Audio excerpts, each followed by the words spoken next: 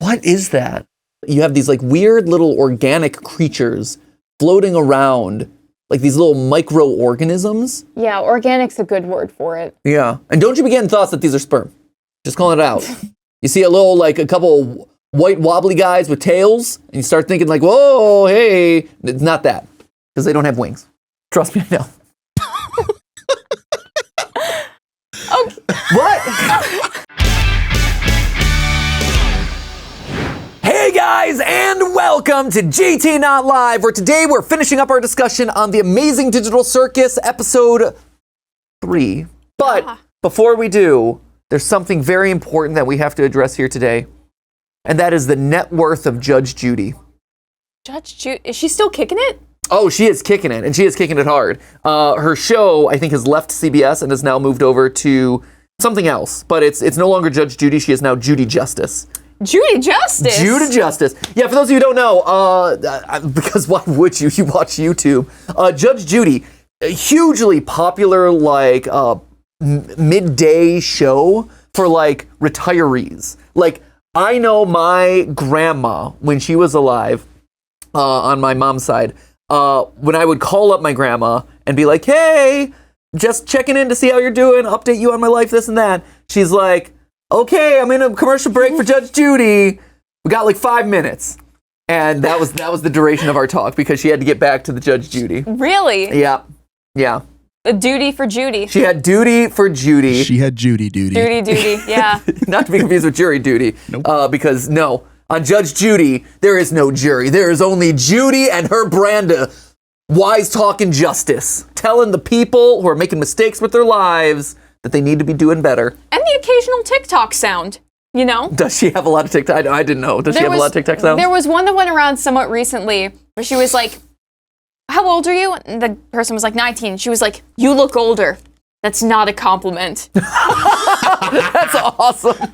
So she's great. Her sass occasionally gets some kind of renown on like short form content. But for me, Judge Judy was a big like flagpole whenever I was taking a sick day from school. Sure. I was watching Judge Judy. I was watching Maury. Ooh. I was watching Phil. Oh, Dr. Phil, like, the good doctor, yeah.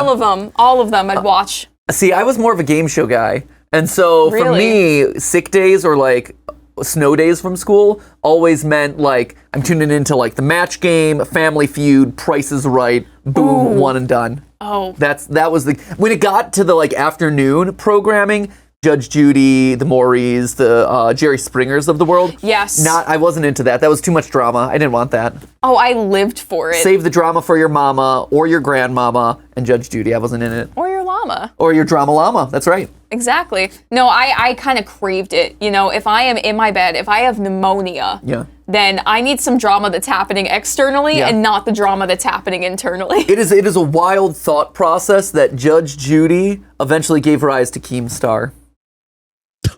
Why would you say that? Is that true? Like, what are the dominoes to get to that point? I mean, we're talking about drama, interpersonal conflict. Right. Which then leads to, like, the TMZs of the world, which then leads to, like, the celebrity gossip news shows, which then leads to the Keemstars of the world. I mean, I'd be interested to see the timeline of that layout. Sure. Because I don't think that Judge Judy was like, I'm going to be so sassy that they're going to start a business about this. Maybe not. I don't know. I think tabloids preceded Judge Judy, but I like to think that she accelerated the process. No, that's fair. And Judge Judy branded herself as judge. She wasn't a judge, though, was she? Was she an actual judge? Well, she judged. She judged, but was she herself a judge? Maybe not officially. Right? Was she officially a judge? She was not in the bar association or whatever you need to be a judge. No, I think that's why they changed the name of the show, other than the rights and stuff. Did Judy pass the bar? Is Judge Judy actually a judge? Known professionally as Judge Judy, American attorney, court show arbitrator, media personality, television producer, and former prosecutor and Manhattan family court judge. Well, she was a court judge. See, respect to Judy. Yeah, she's going to come down and crack down on you, sir. Yeah, I'm going to be held in contempt. You will. So the reason I bring up Judge Judy randomly at the top of our episode about Glitch Productions is we were just having a conversation and I had opened up the floor for a discussion about what Judge Judy's net worth was to these two. And before they could answer, I wanted to hold off and fire up the content machine because I'm curious, what would you estimate Judge Judy's net worth to be? Oh, that's interesting. Cause like, I don't know the full layout of time between like when Judge Judy started airing versus what Judy Justice looks like now. Yep. I mean, it has to be like at least 100 million, right? Okay. 100? Yeah. Right? 100 million? That's girl's crazy. been cranking it out for years. She's been cranking it out for a while. She's been cranking out Justice for years. Right, but her Justice is like, I don't know. Like, she's big, but I don't think 100 million when I think of Judy. What are you thinking? I feel like she's got to be like 20 to 40. 20 to 40 I think she's big, but she's not. 100 million is like Ed Sheeran is probably worth $100 million. I don't know why I went for him, but right? What an odd pull. But it's right. I feel like Judge Judy is the Ed Sheeran of like Americans over the age of 60. No, finish. Judge Judy is the Ed Sheeran of Americans over the age of 65. Amazing. Well, okay. Yeah, I love it. Okay, well, before we get to Judy's net worth here, let's see what Ed Sheeran's net worth is. Put your guesses down in the comments below. Drum roll, please. Ed Sheeran's net worth is 200 million. Wow. See? And he's got like 3 of the top 10 most streamed songs on Spotify of all time. Yeah, but like, Judge, first of all. And of course, it is worth calling out the fact that these things are highly variable, right? Like, a lot of times, these people have assets that exist in non-liquid states. This is keeping track of like tax income, but like they might have a lot of their net worth in other companies and this and that. And like, these online estimates are very nebulous, very misleading in a lot of cases, but they're always a fun, rough estimate, So, yeah. Okay.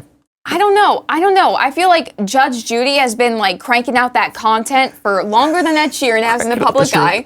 True. Definitely longer than Ed Sheeran. Right? So she's not dealing with like streaming dollars, right? Which notoriously are a little bit lower. She's dealing with the real dollars. She's getting Coca-Cola money. She is also getting prime time, like not prime time, like in terms of TV, like that's usually evening time, but like prime midday advertising for that target demographic with a lot of expendable income, looking for health insurance. Looking for medical supplies, looking for hearing aids and stuff. I don't know. The Ed Sheeran of Americans over the age of 65. Well, let's see what the Ed Sheeran of Americans aged 65 and older looks like. Judge Judy net worth is, drum roll please, $480 million. Shut up. That is disgusting. That's like 2 Ed Sheerans. That is 2 Ed Sheerans. Yeah, that's cannot be possible. That's like 2.5 Ed Sheerans, to be honest. You'd think they'd be playing Judy in like Target with these kind of numbers the way they are Ed. 480? 480. Yeah. Wow. Yeah. This blew my. The reason all of this is coming around, right? Is this blew my mind. I found this out like a month or 2 ago, maybe 3 months ago. That says 560. Yeah. I've heard it's like 500 and plus. Like she's definitely like $500 million. Oh my God, Judge Judy. Yep. In May of 2011, her contract was extended through the 19th season with an annual salary increase by CBS to $47 million. $47 million a year. Get out of Yearly town. Salary. Yeah. Oh my gosh. She is delivering justice. You know, if I were her, I'd be judging left and right. Right? They say crime never pays. Well, justice does. It says. Crime doesn't, but justice does. My goodness. Yeah. So anyway, there you go. Oh, wow. And that also throws into, stark reality, that idea of like, traditional television dollars and stuff like that. Like, they're dealing with high dollar figures. It's crazy. Wait. So how is like Dr. Phil doing? I actually don't know. Ooh. Good cue. I looked up Judge Judy, or I forget where. Oh, I think I was, because RuPaul is a big fan of Judge Judy. And, he would. And it was one of those, like, the dominoes led me down the Google rabbit hole. And I'm like, how much are these people worth? And that was interesting. Yeah. And then Judge Judy, I'm like, whoa, that's crazy. Dr. Phil, under, over, Judge Judy. That's hard. That's hard. I have to go under. I'm going to go under just because I feel like a lot of his career is probably owned by Oprah. Because Oprah is the one who surfaced him to the public. And so if I'm Oprah and I'm making a bunch of stars, right? I'm captured, like I'm almost his manager or his agent, so I might own a lot of his wealth. I don't know. Under, over. I'm gonna rock the boat and say over. Over? Okay. I'm gonna rock the boat. I could see it either way. He's also not as long into the game as Judy was. Here we go. 460! Oh, just by 20 million! What? Oh, man. That one doesn't surprise me quite as much. Like, Judge Judy surprised me. Dr. Phil, if you're talking in relation to Judge Judy, I'm like, okay. I mean, it's still ridiculous. Still $500 million. Yeah. $500 million, Dr. Phil. There you go, ladies and gentlemen. Judge Judy, 2.5 Ed Sheeran's worth. The true Ed Sheeran. The true Ed of the Sheeran. older generation. Hey, so let's hop back in to Amazing Digital Circus, episode 3. No segue whatsoever. Well, if we're thinking about the success of Ed Sheeran, who has some of the most streamed songs on the platform, I would argue that this show has some of the most streams of all animated shows on YouTube, maybe even the internet. Absolutely. You know, and in a day and age where Ed Sheeran's worth $200 million, Amazing Digital Circus is absolutely worth 200 million views. I'd say so. I would say so. Just thinking out loud. Every penny of those views, absolutely. So when last we left off, we had a lot of discussion about Pennywise the Clown and some of the references to it in the Mildenhall Manor here, where Kinger is being faced with this kind of evil entity that's haunting the mansion. He stares down its many-toothed mouth and sees these kind of like the abstracted eyes, sees the vision of his wife. I'm assuming it's wife, but yeah. Like a significant other in there, the queen at some point. Some honey. Yeah, some honey in there. Some honey. So he's seeing kind of that, which is a direct callback or kind of a point of inspiration from It Chapter 2. We also have, and Pomni's just freaking out everywhere. We also have Zooble going to therapy. Yep. And we talked a little bit about their issues trying to fit in with the digital circus, being unhappy with the way that they're presented in this binary system, for lack of a better word. So that was that part. And then is there any other plot? Like, that's basically the main plots there. No, I think it's very Kinger and Zooble focused. Yeah. So I think we're in good shape. Cool. So without any further ado, we're going to continue this one and see what other realities come to mind. The last thing that's worth noting, though, is there's just been a lot of lore in this one, right? Yes. There's been a lot of frame-perfect screen grabs. We've brightened a lot of images. We rotated an image. Yes. Crazy. So we're popping off with lore explanation. So let's see what new things get revealed to us today in the second half. Let's do it. Of the spooky episode. Spooky.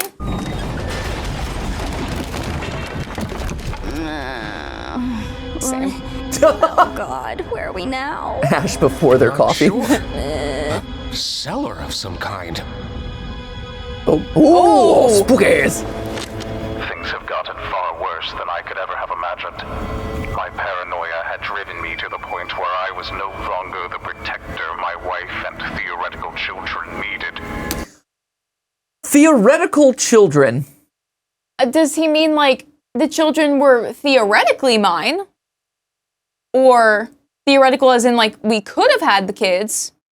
Like in what context?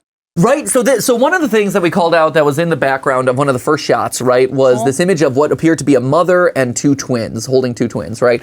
And then later, there's another picture on the wall that has two skulls, two, like, children-sized skulls, roughly, that we see. And so it keeps feeling like there is some repeated element of, like, a family that has gone awry or a family that has been troubled or struck with tragedy in some way. We also saw a gravestone where a girl named Peggy has died at the age of 3. And so it's interesting for all of this to be called out and him to say my theoretical children. So yeah, is it like in kind of like a literary sense, these are my theoretical children? Is it like actually like he was supposed to have children that didn't end up happening?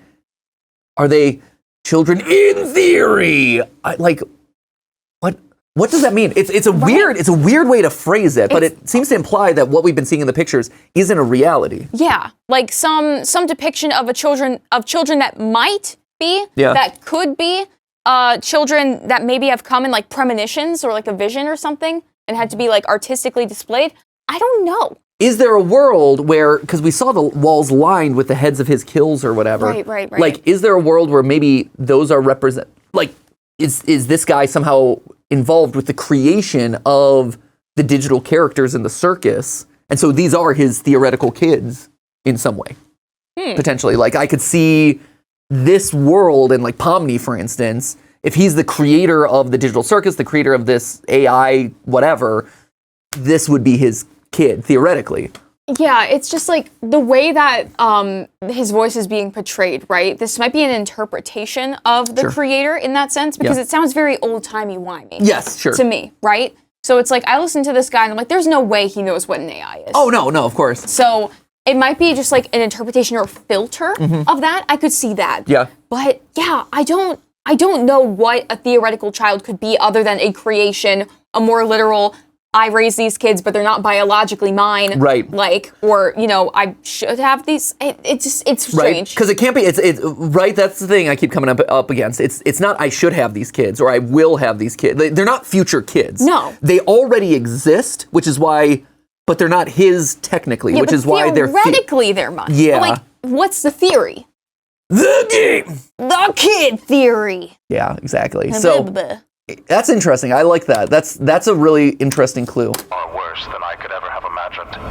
My paranoia had driven me to the point where I was no longer the protector my wife and theoretical children needed. Jumping at every shadow, every noise, I ended up shooting the love of my life, mistaking her for the creature. It's ironic, isn't it? It was weird. Right? It's an interesting, the way they're framing this is really interesting. Because like the way that cut happened, where it went to Kinger as soon as we heard about like the love of his life and accidentally killing her, right? Yeah. Like, does that tell us a little bit more about the passing of, you know, his partner in this universe? Is it drawing a parallel, or is there some other implication about the speaker in relation to Kinger? Right. It feels, and Kinger's very focused in a way that Kinger is not he's usually locked focused. in. Yeah. Like usually when you're Kinger, right? You're like, I don't know. I just had a thought, you know, and then he trails off and he's unfocused. He's difficult to pin down. He's kind of flighty, but he is locked in to this story. And Pomni, through this cut, and again, this is through the cinematic language of the animation here, which I think is incredible, right? And I think with us being analysts of this, we have to pay attention to it. The cinematic language is telling us that Pomni is sensing a change in Kinger and is recognizing that Kinger is feeling something very specific in this moment that we as outside observers might not be able to. So her looking over and observing like Kinger's reaction and Kinger being so focused and locked in is telling us that this story is very, very targeted to Kinger. Theoretical children needed, jumping at every shadow, every noise. I ended up shooting the love of my life, mistaking her for the creature. It's ironic, isn't it? In my attempts to protect her, I ended up becoming the monster myself. Now I wait down in my cellar, no longer having anything to protect but my own soul. If nothing else, I will slay the beast that took everything from me. Huh. It's also, I mean, is this Kinger's backstory? Right? Because also, this is a weird note too, but like, if you go back to that corpse that's like just kind of laying there, right? Yeah. You see these little like black tubes in its eyes, right? Which reminds me of Pomni losing her eyes and then Kinger being the one to talk about it, right? About when it happened to him, right? I mean, it's true. Which is distanced for sure. But like this specific image and seeing these details in the eyes makes me think about that moment. Yeah. But the way that this is framed and we're being told this story, it really makes me think that we are describing either Kinger's backstory or something related to Kinger that happened in the digital circus. It would also, I mean, it also connects back to this idea of Kinger seeing his honey in the beast. In the beast itself, right? Yes. Because now all of a sudden the beast isn't just representative of death or abstraction or whatever. It is literally the thing that killed his wife, right? Yeah. It also, last thing that's worth calling out too, like Kinger is, to some degree, right? We're getting a sense that the way that the characters are depicted in the circus may have a relationship to some personality element about them, right? Like we get Zooble, who doesn't feel connected to their body right now, that doesn't feel like they have a place here, doesn't feel like they're able to put themselves together in a way that they feel comfortable, right? Doesn't know what they're supposed to be. Right. Yeah. And that is registering in the digital circus and seems like it was probably symbolic of the way they felt out in the real world. Here too, we have Kinger, this guy, this baron or whatever. Like he's a hunter, he lives in a large mansion, clearly has a lot of wealth to him, right? Like a king would, right? Like he is the type of person who could be seen wearing like luxury garments or is kind of like has a lot of resources to him. So that idea of, and his wife too, right? Like they live in a nice mansion and this and that. They are the Judge Judys of the digital circus, if you will. Therefore, the Ed Sheerans as well. Maybe even double the Ed Sheerans. Two Ed Sheerans together. 2.5 Ed Sheerans, almost Dr. Phil. Whoa. But what I'm saying though, right, is like the physical embodiment of being a king or of wealth might be projected here from his real life story. I will slay the beast that took everything from me. How's about we take his gun? Yeah, sounds good to me. Also very focused. And again, like Kinger is not that character. Kinger is not the one who's like, I've got a plan. Let's grab his gun. Let's take care of things. Yeah. Yeah, he is. Please don't come alive. Okay, I won't.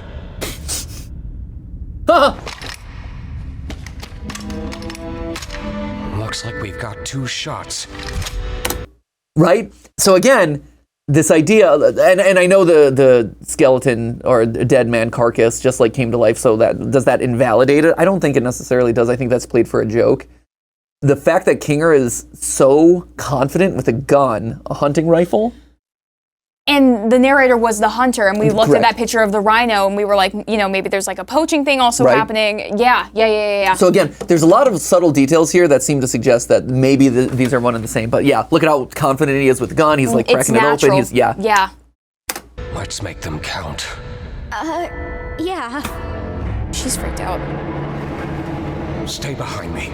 Yeah, he's taken on a whole new role. His voice is different. He's also protecting Pomni in a way that he probably like want to or was trying to protect his life potentially. Oh, hello. Oh, creepy. Oh, this is wild. Kinger, I think we may have a problem this way too. Just leave it to me. I can handle 2 this. bullets. Oh. Nice, well done.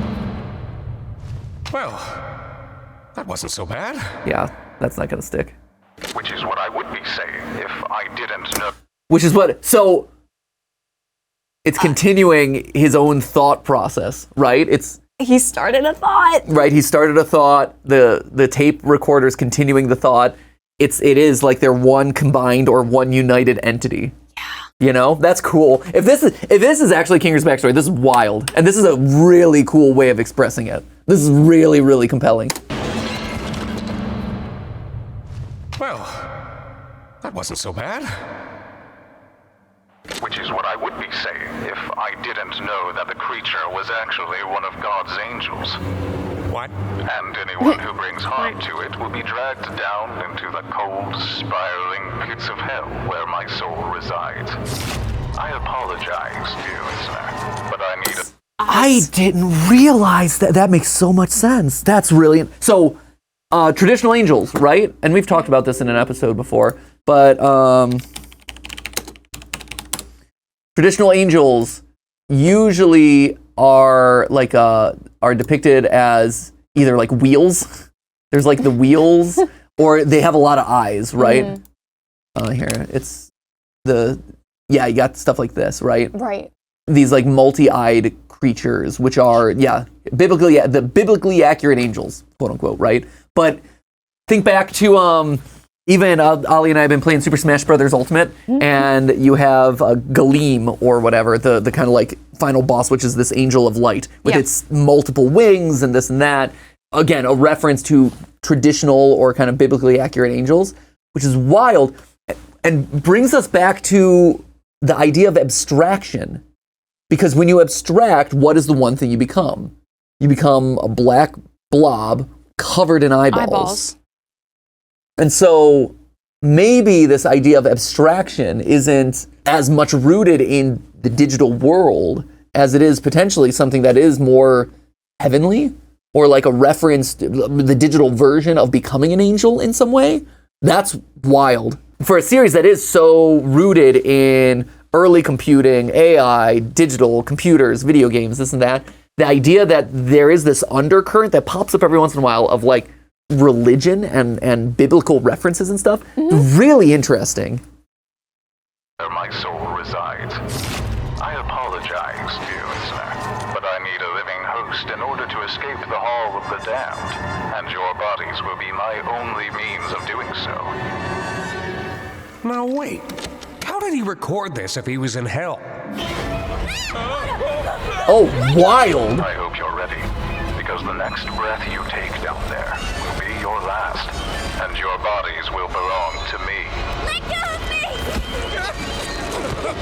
I hate this stupid addiction! Yes, fair.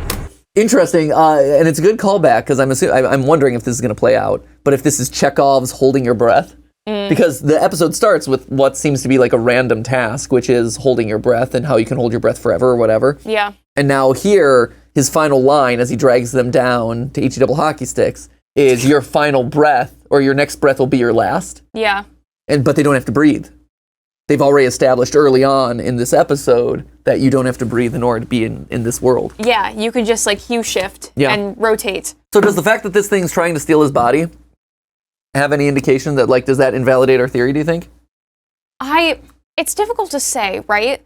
Like, it implies that there is more of a separation, but I think we also have the assumption right now that the entirety of the solar personality is going into this simulation, right? Right. So there could be more of a split, right? So let's say the person on this tapes is more of a representation of Kinger, whether that's prior to the digital circus, some point before we met him, A, B, C, D, E, F, G. But it's also very different than the Kinger that we know, right? Yeah. It's kind of like there's two separate parts of the speaker, if we were going to go down that route. Yeah. So, not entirely, but we would have to keep an eye on it. But I don't think that any of like what was set up is coincidental, especially because we actually saw the killing of the beast, like mistaking the beast for a love, and that was, oh, whoops, we mistaken it. It was actually an angel. Right. Like, that is a direct parallel. Yeah, and the idea of mistaking monsters, these angels, as like actual evil beings, recontextualizes kind of how we've been seeing abstracted beings, like Kaufmo. Right. From episode 1, was he an angel then at that point? Because he was covered in eyeballs and stuff. It throws the concept of abstraction and what the implications are into question, because clearly the story is aware that like these horrific looking evil monsters, angels, you know, are actually supposed to be beings of good. So is that also throwing into question like this monstrous thing that we see, the abstracted beings, are they actually creatures of good too? Right. Huh. This is a big one. Yeah. There's a lot in this one. It's exciting. Which is great. Long gone are the gummy goo and stuff was a big issue though too in the last one. Gummy goo. Right. Rest in peace, gummy there goo. They are. Nice. Also, the ghost is taken on the form of the person that we saw in the picture. Yes, it was difficult to make out the features, but it seems like the general clothing is the shape same. And everything, yeah. There's also a cross over there on the wall. It's like being illuminated spotlit by this one lamp. Yep. Which is interesting. So my eye pretty immediately goes to that as well. Right, and again, last time we called out the like very brief detail about Lovecraft being called out. So you're seeing a lot of specific references here. Where they're calling out Lovecraft. They're calling out a lot of religious imagery. Yeah. With the crucifix, there's been a lot of crucifixes everywhere. So worth noting. Yes. Good tea. Sorry again about your husband killing you and everything. Oh, you know how men are. Always having the silliest priorities. Okay. So that says that. Yeah. Yeah. Which is. Oh, which is. Yeah. Yes. Moving. Good talk. Yes.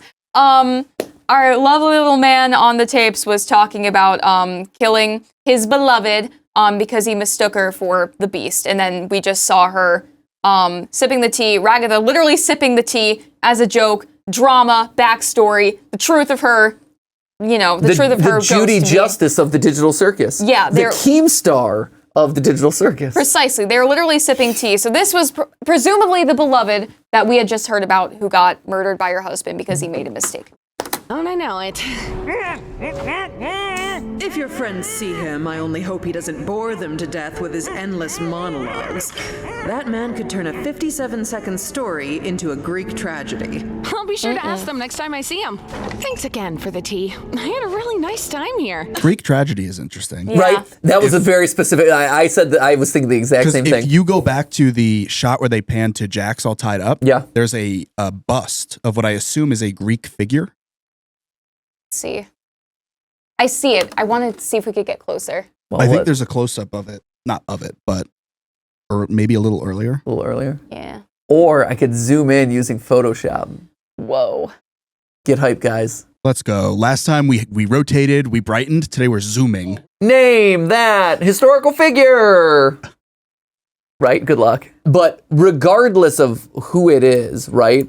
It does absolutely stand that the Greek reference is absolutely a thing. Like this is calling out the fact that somewhere in here is buried a Greek tragedy. Yeah. Some sort of Greek myth. It's not anything that comes immediately to my mind of I killed my wife. I was mistaken by what she was. I killed my wife as a result. Like I've been studying a lot of Greek myths, actually, recently. Awesome. There's a great podcast called Greeking Out. It's great for kids, provided you're okay with your kids learning Greek myths, which seems like it should be a good idea, but Greek myths go to some really strange, dark places sometimes, so watch with caution. But it's one of those things. It's a phenomenal podcast, highly recommended, and I've gotten to know a lot of Greek myths through it pretty well. This isn't ringing a bell, but it is one of those things that I'm like, the call out felt very specific. Also, I can totally see like accidentally killing wife because of like resembling. That sounds very like Greek tragedy. Yes. Yeah, 100%. So I call out like Aristotle and those sorts of playwrights. One, because Aristotle, especially in his work Poetics, he talks a lot about dramatic structure and what makes a good story, tragedy, especially in that theatrical sense. One of which is like keeping a very succinct timeline, which I've noticed that Digital Circus is happening literally like day by day by day. This is all happening very close together, which lines up really well with his general philosophy about storytelling, right? There's like these great Greek tragedies, you have Oedipus, you have Antigone, those sorts of things that follow that structure really well. So I was wondering if we were going to go more towards that direction of structuring the tragedy versus mythology more directly. So I got an interesting one. Please. The Madness of Hercules is a Greek tragedy about a man who kills his wife and children after being driven mad by the goddess Hera. Yes, that's correct. That is one of the, I do actually know that one. So it's one of the little known facts about Hercules, right? Is that at a point he's driven mad by Hera. Hera hates Hercules, right? Sam has a bust of Hercules pulled up on this side screen right now. But I do want to call out that the hair and the beard of this bust does line up pretty well with what we saw.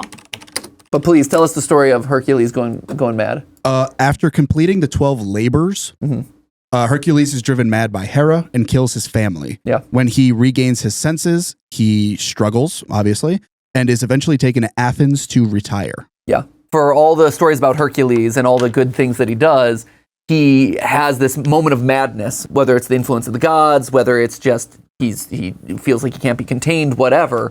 But as a result, he does this horrific action and feels like he has to atone for the rest of his life, which is one of those things that the Disney movie does not really tell you. No. A whole lot. They kind of skirt through that one. Disney's Hercules is not telling you the time that he killed all of Thebes, right? So that is interesting, that idea that this could be a relation to the Hercules myth where he goes crazy and kills his family. Interesting. Only hope he doesn't bore them to death with his endless monologues.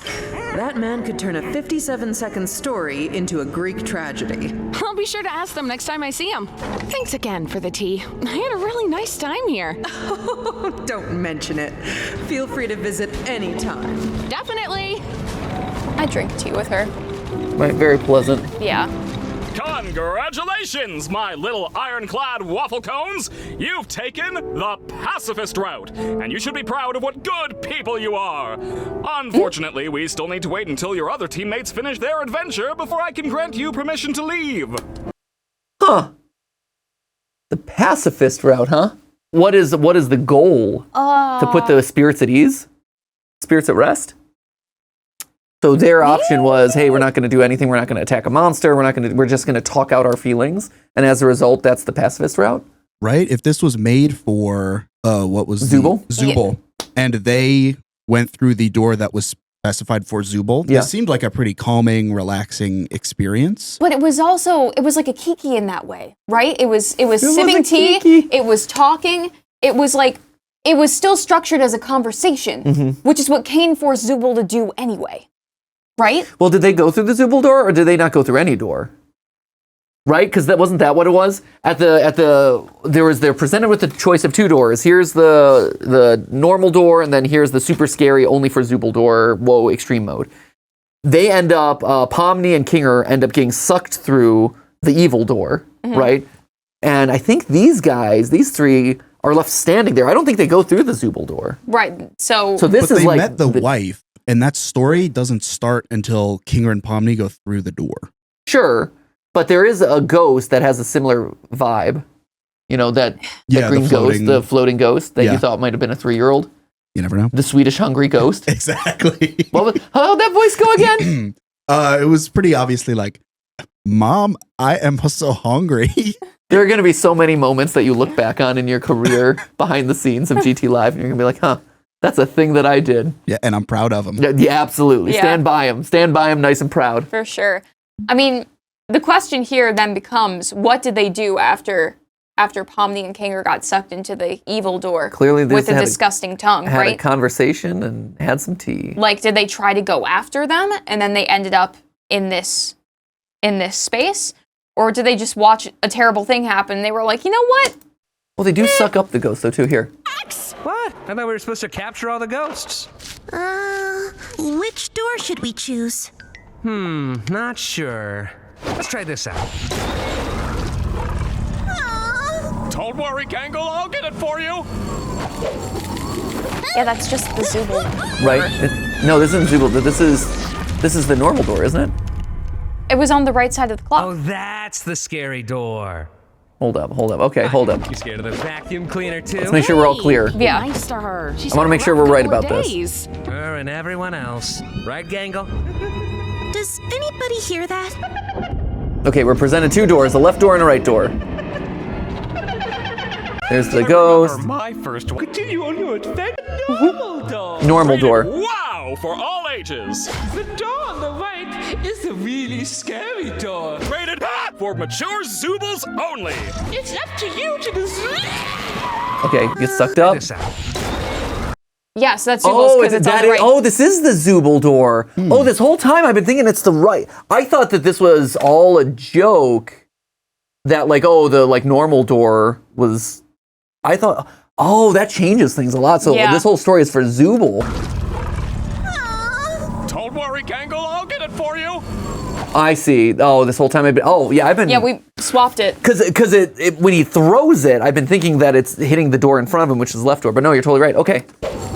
So this is the Zooble door. Good call. So they go through. Oh, that's the scary door. And then the door disappears. It becomes wall. Right. So then they either go through the left door or nothing. Yeah. Basically, and we don't see what happens. They go through wow. Yeah. Okay. Unfortunately, we still need to wait until your other teammates finish their adventure before I can grant you permission to leave. I wonder how long that'll be. Not really typical of what you'd think hell would be. We are literally in hell right now. Hell! Literally. Of course I'd be in hell. How could I not be in literal hell right now? Just Try to stay calm. I'm sure Caine included a way to escape. Kinger is so different. He's so, like, grounded, calm. Like, he's taken on very much the protector role. Yeah, it is night and day. It's really, really interesting that this adventure and going down into the lower depths has stabilized him in a very unusual way. Huh. Mm-hmm. Hall of the Damned. The Damned. Hold on.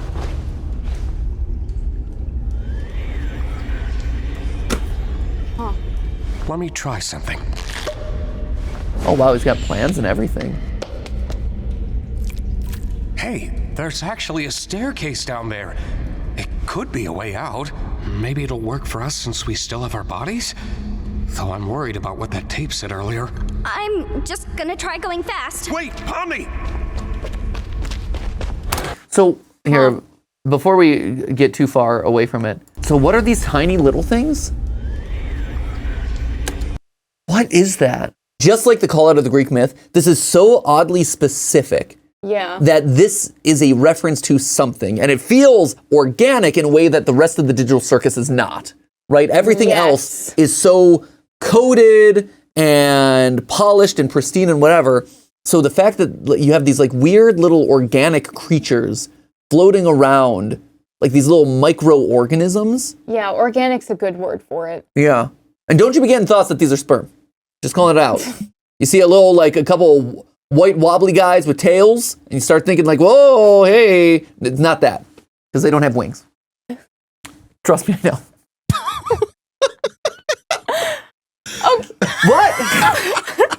They can be like little demons. They have a flagellum. They have a flagellum, and that's it. There is no other mode of locomotion. Just the flagellum. Maybe things are different in hell. It could be. Hell sperm. Hell sperm. Yeah. Now, if you're calling them hell sperm, sure, I can go with hell sperm, but little wangs. Little wangs. Little sperm wangs. Because I know y'all thinking it. It's the only thing I can think of. I knew it. I knew that your awkward silence was absolutely where your mind was at there. I mean, can you blame me? Yes, because they have more than flagellum.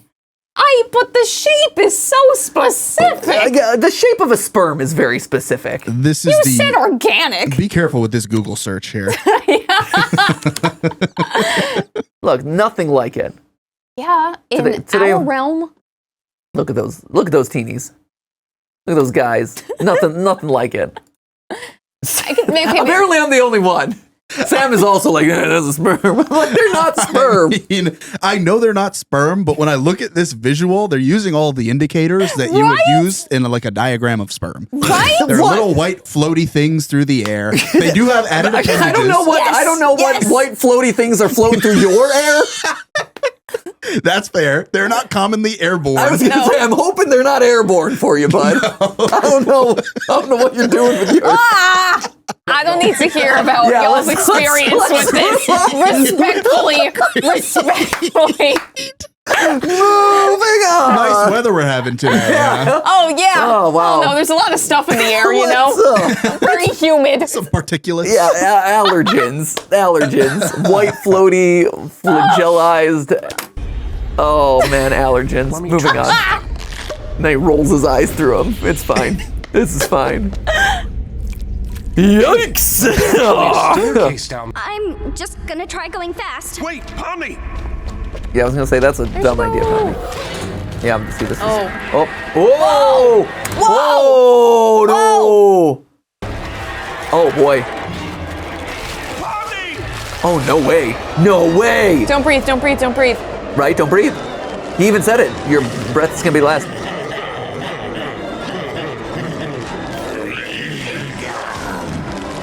Okay, Are they little spirits? Maybe little floaty spirits? Right? Hall of the Damned. It's got to be damned spirits. Yeah. Yeah, so they're teeny spirits, it looks like. Oh, goodness. Oh, cool. Hey! Swarming. Out of you damn evil souls! Yeah. How's your wife, Kinger?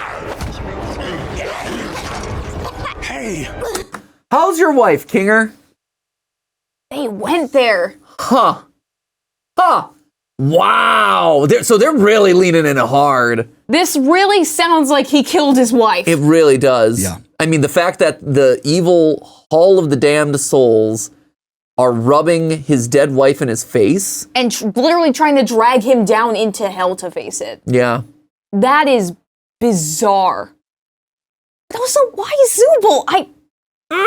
Why is this a Zooble door? Why is this the Zooble door? Why is this a Zooble door? Because it feels very targeted at Kinger. Yes. Right. I could see that just being a term that they used. Maybe. Because Caine knows that Zooble likes scary things or mature things. Yeah, and also just as like we know Zooble is struggling with how they're presented and everything. It's kind of like a blanket term for like all beings. Yeah. I could see that for also Zoobles being, only. Yeah.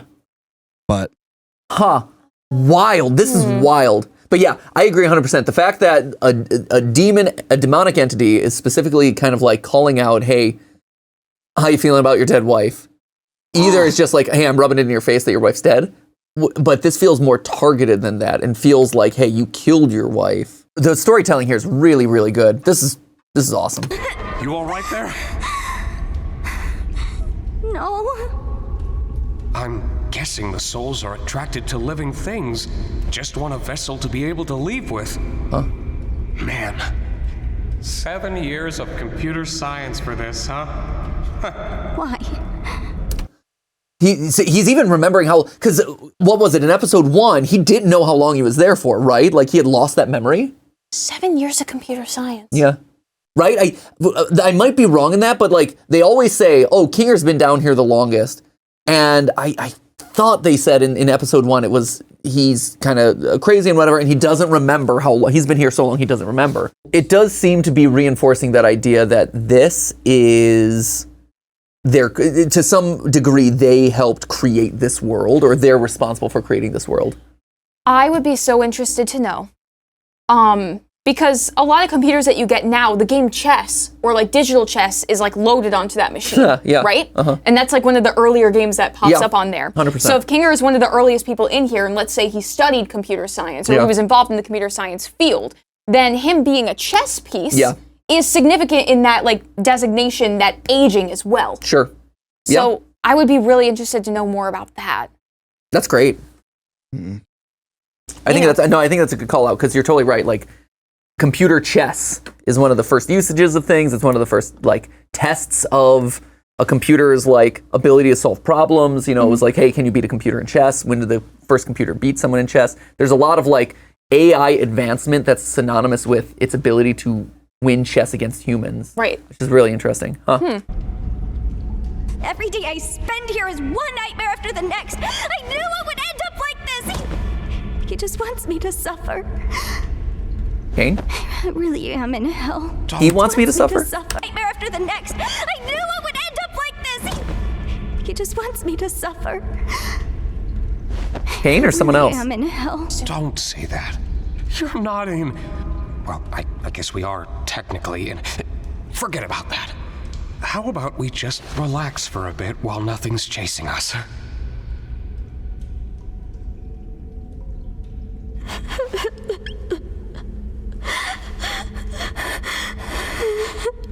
It was my fault we went down this path, wasn't it? I'm really sorry for that. Why have you been acting so different lately? Hey! Good question. Yay! Yeah! We've been wondering the same thing. I have, haven't I? I'm normally not too good with memories. But being surrounded by darkness always brings me back to a certain time. Right after my wife had abstracted. I don't recall the exact string of events, but we both ended up in the fort together. I don't remember the specific series of events, so he does have blank spots in his memory. And it was dark. The darkness seemed to calm her down a bit. The harsh, jagged edges smoothed out, and she didn't seem aggravated anymore. She wasn't the same as before, but she was calm enough to touch one last time before she got sent to the cellar. I'm always taken back to that moment when engulfed in darkness. You had a wife? Like, here in the circus? Yeah. She was funny, creative, really into entomology. I used to hate bugs, but... Really into entomology. Is that just a reference to, like, she's also a coder? Bugs, maybe? I don't know. Or is that just, like, she don't like bugs? That's like, that could be literal, like she liked entomology and bugs, or since coding is full of bugs. Right. I don't know. It's also, did they meet here and get married? Were they married and got sucked in here together? That's harder to say. Like, if it's the same kind of deal of the chess piece coming in here, then I would assume that they came in at the same time, and so they would take on a similar form. Unless it was, like, manifested that they would end up together, and so they were created as chess pieces that go together. Right. She somehow got me to like them. It's not the most cheerful memory, but it's one I at least have control over. I know how it can feel in this circus. Sometimes it all just feels pointless. Yeah. But it's not. Not if you have people who care about you. Good memories can do a lot. Hold on to them. And cherish the people around you. You never know when they'll be gone. In this world, the worst thing you can do is make someone think they're not wanted or loved. I'm glad you're here with me. In this world, the worst thing you can do is to make people think that you're not wanted or loved. I was just thinking through that and if that has any implications to anyone. Because, again, it feels like a very specific call-out. Isn't that what, like, Jax is doing, though? Not to, like, you know, stretch this too far, but, like, his whole thing is to just troll everyone else, right? Yeah. And to be very dismissive of everyone. And I know we've had previous theories through various points of evidence that Jax is actually, like, the true villain of the series in a lot of ways. We'll notice that, like, you know, Jax, through episodes 1 and 2, made chaos of the mission of the day, whereas this one where he's kept silent and is literally tied up is the one where his team gets the pacifist ending, completes the mission first, things go smoothly. Yeah. I mean, this one isn't going particularly smoothly either, but they've got their own stuff to deal with. Right. I don't know. It's interesting that you bring that up too, because now, like, the most purple characters are on opposite sides of that spectrum philosophically, right? Because Kinger has this sort of, like, purple kind of coat, like, to him, right? But up until now, we haven't really gotten a clear sense of, like, where he actually sits and how he feels about things. Yeah. Where now it seems like he's on the other side of the board, from Jax, you know? I see what you did there, Yeah, thank you. So that's really compelling as well, but it's kind of nice to see this side of him, and also, you know, there's a sense of, like, calm, of, like, he's literally calming Pomni down. It's like someone that you can trust and take advice from, which is nice. And when we've been seeing the sort of family structure of, like, you know, my wife and theoretical kids or whatever, it's like it feels like a very paternal moment. Right? She's a theoretical kid. Yeah. Yeah. I don't know. That's how I would phrase a theoretical kid here. Right? It's the other, I mean, I'm sure that this is setting it up too. Like, the tragic thing about all this, right, is when they go back to the surface, Kinger will be back to his old self. Yeah. And will lose this kind of, like, grounded reality that he is. Like the Ice King. Yeah, which is sad. So. Yeah.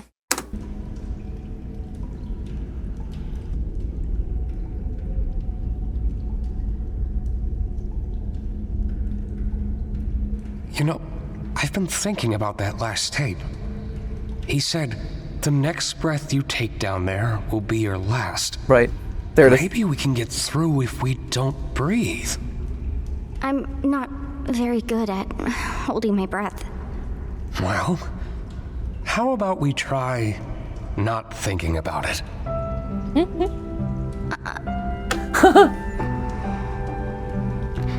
If we leave and we go back to the circus, you're just gonna go back to being crazy. Hey! You're not gonna remember any of this, are you? Don't worry about me. Oh. As long as you remember it, things will be okay. Oh. This is so sad. This is really good. This is great writing. It's really, really solid. It's good character stakes. It also, again, goes to one of the thoughts that we had talked about in a previous episode of film theory where is this a simulation specifically for Pomni? Like, is Pomni, like, is this a training simulation or something that's trying to be teaching Pomni something? And so the fact that it's like, hey, as long as you remember this, that's what matters.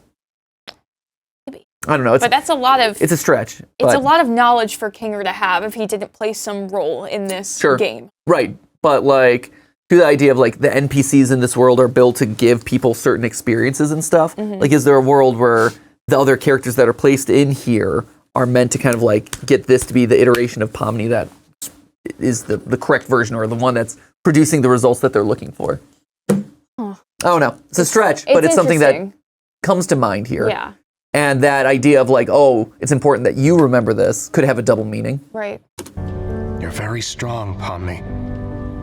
And I know you'll be able to get through this.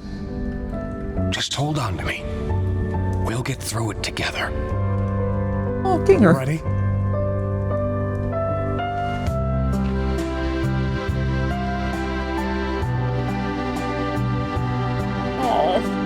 Oh my gosh, adorable. This is so cute. Oh.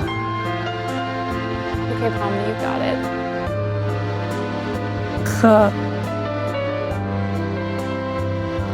Oh, he starts to glow. That's awesome. Oh, you got chills. Oh my god, he's being like her light. That's he's awesome. He's like her light. Ah! Oh man, I'm feeling that. Well, that was very easy. And also a very short amount of time to have to hold your breath. Calling it out there. Yeah. I was back here holding my breath along with them, and I made it out okay. Yeah, I'm proud of you, Sam. Thanks, guys. And they weren't even running. No, they were strolling. They were just having a nice casual saunter. Hey, Kinger, are you guys okay? Right, what's this on the... Oh, Pomni, Kinger. There's I just wanted to see if this meant anything on the wall, because it comes into focus for a brief moment. It looks like two people walking with some kind of twig connecting their brains. Brain twig. Yeah, I mean, you're right. Or maybe not, I don't see it as walking, but sitting. And you definitely see brains connect. Like head, some sort of cap. Yeah. Like an EKG cap or mental cap. And it's connecting the two brains. Brains are being shared here. Yeah. It looks like, I don't know, it's a weird stance. It almost looks like roots at the bottom, like near their feet. But it's not quite plant-like. I guess that whatever's connecting them is. It's abstract. It's different. Right? It seems like a humanoid figure, though. Legs, no, for sure. It's just like... feet are long. It's human-like, but it's wrong. Yeah. Which feels important, too. The idea of the people connected to each other's brains. A sort of a shared consciousness A of network. Sorts. Yeah, a neural network of sorts. Yeah. Again, goes to this idea of people trapped in a digital thing. Their brains all connected to each other in some way. Kinger, are you guys okay? Was it scary? I'm fine, actually. What happened up here? Nothing in the back, I was just curious. Anything in any of the corners? Don't worry about that. Pomni was very brave. At least I think she was. Were you? Something like that. Oh. Ragatha. Yeah? I just want to say thanks for always being concerned about me. I feel like through everything, I haven't really been appreciative enough about that. Oh, thank you, Pomni. I just want to make sure you're doing all right. You know, we care about you. Did you remember to get my comedy mask? And now I'm Ba-da-ba-ba-da-bum-pow! Comedy button. just starting to wonder if the Wild West was even a real direction at all. Whoopsie daisy, looks like everybody completed the adventure and they're coming home. Quick, pretend we weren't having a therapy session. Okay. That Welcome was back, on Mike. the notepad. We're having a therapy session. Okay.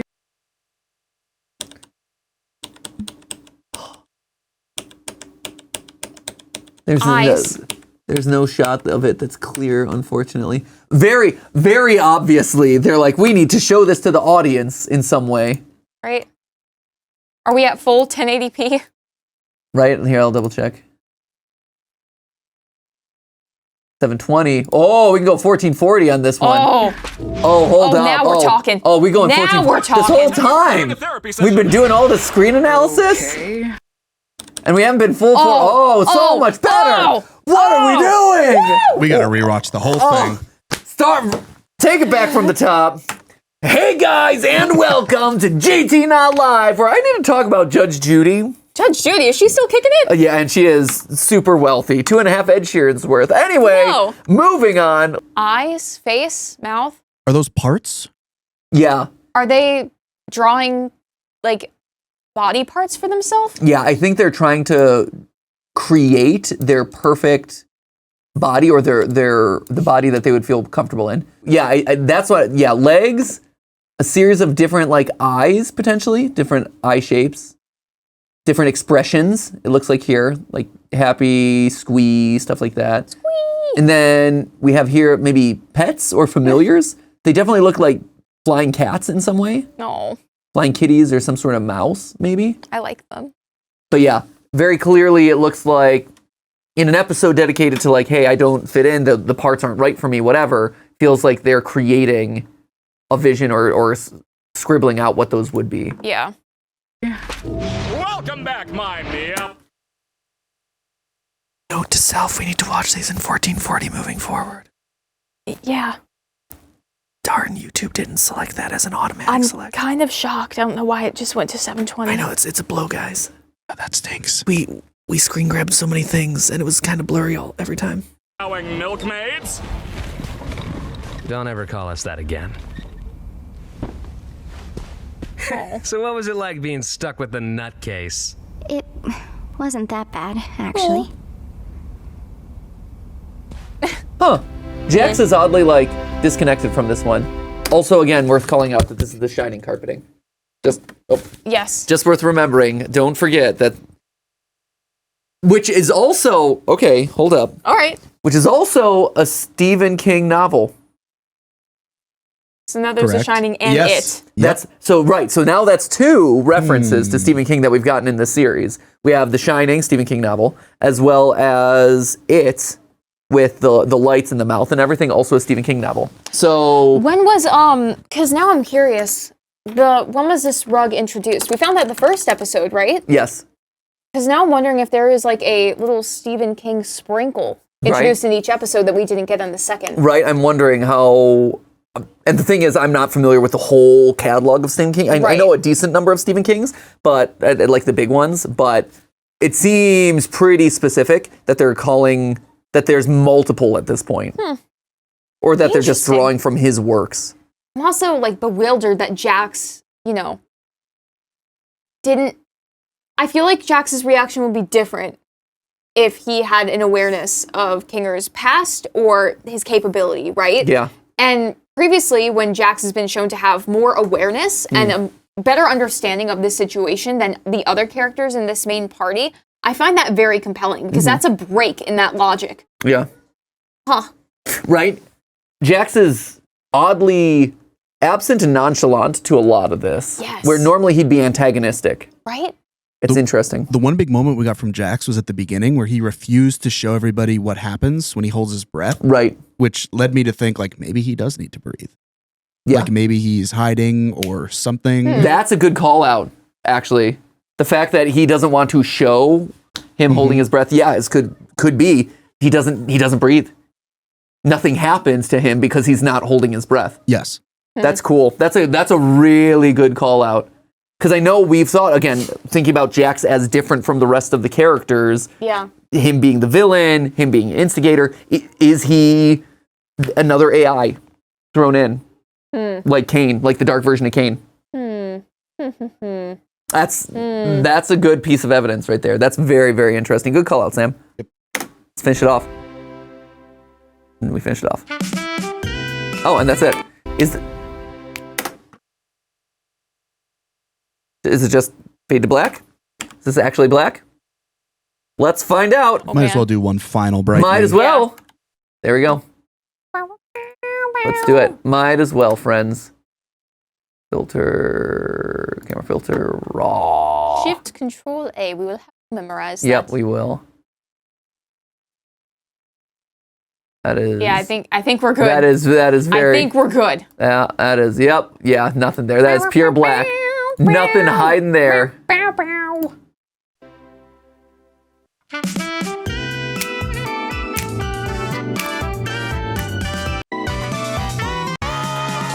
Oh, new Pomnies. Oh man, you too can buy the Evil Angel plush. Very jazzy. Jazzy, baby. There you go. All right. Wow. And with that, the huge lore. I was wondering after the second one how deep into lore that they would lean into for as a part of this series. And because like with Gummy Goo, you got a fair bit, right? Like you started to kind of see the cracks in this world. You started to learn a little bit more about the world building. We were, no clipping out of bounds in a lot of cases. But this is starting to get into like the character drama. And we're starting to really learn about who these characters are, their backstories, both in the simulation and outside of it, in the circus and out. Really, really interesting. There's a lot to chew on with this one. It's great. I love this series. Just full send. I love this series so much. It is written brilliantly. It's beautiful to watch, to look at, to examine. It's just, I feel so personally impacted by Kinger's story and that change in character.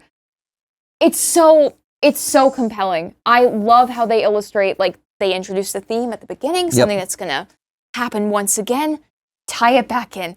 It's so good. It was great. I could rave about it forever, but I just think that this one was crafted so especially well, especially like, I know this is like the spooky Halloween theme episode and a show that's not supposed to be scary, but it introduced a different type of like fear, which is that of tragedy, right?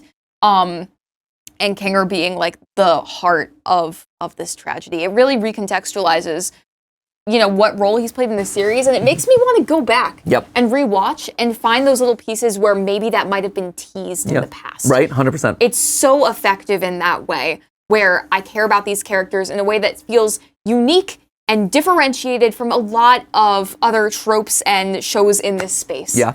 It's also, the last thing I'll say too is like, obviously we're all in for solving the mysteries of the lore and figuring out the backstories of the characters and what is the true nature of this world and this and that. The mystery is great, right? And the way they seed out clues is awesome. Yes. But I think it shows how solid of a show this is and how impactful of a show this is when that moment of him glowing in the underworld, like I was genuinely moved. Like I felt myself welling up. I felt myself get goosebumps. Like I think about it, I'm like, oh, that was beautiful. And it just showcases the strength of the writing and the strength of the visuals and the visual storytelling that they have going on here. Like this is so thoughtfully done, so carefully done. And in 3 episodes to already get you so invested into this world and these characters, it's just peak. Awesome. Very, very good. S tier. S tier. So with that, ladies and gentlemen, we bring Amazing Digital Circus episode 3 to a close. Wow. How fun. I guess this one came out sooner than I expected, to be honest. Like, it seems like not that long ago that we got episode 2, so I look forward to seeing where it goes, man. They're doing some amazing stuff with it in this digital circus. Hence It's why amazing. It's an amazing digital circus. Not So just true. a mediocre digital circus. Truly peak. So anyway, thank you guys so much for watching. And as always, remember, it wasn't a live stream, but it was a video for you. See ya!